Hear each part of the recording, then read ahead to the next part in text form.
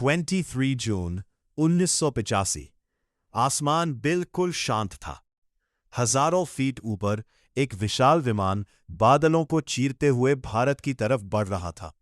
उस विमान का नाम था एयर इंडिया फ्लाइट 182। विमान में छोटे बच्चे थे, अपने परिवार से मिलने जा रहे लोग थे। कुछ लोग छुट्टियां मनाकर लौट रहे थे, किसी ने अभी अभी नई जिंदगी शुरू की थी। लेकिन किसी को नहीं पता था कि मौत उसी विमान में उनके साथ सफर कर रही है। एक खतरनाक साजिश। 1984 के बाद भारत और विदेशों में तनाव का माहौल था। कुछ कट्टरपंथी लोगों ने बदला लेने के लिए एक भयानक योजना बनाई।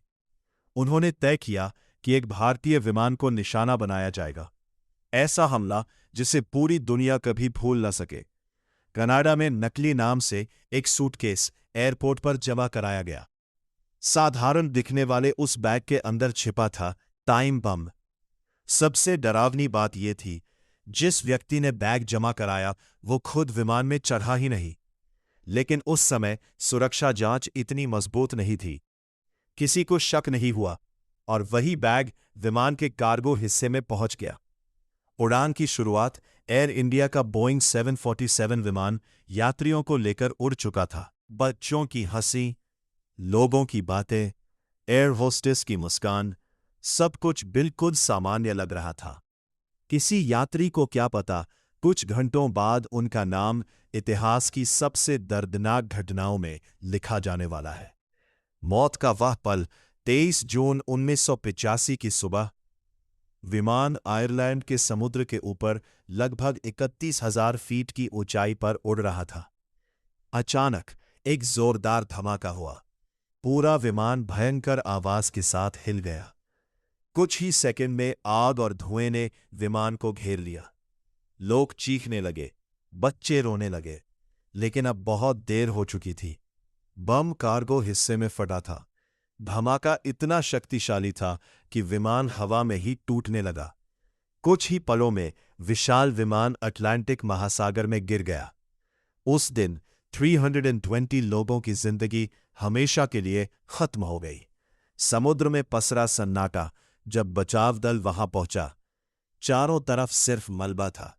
समुद्र की लहरों पर टूटे हुए विमान के टुकड़े तैर रहे थे।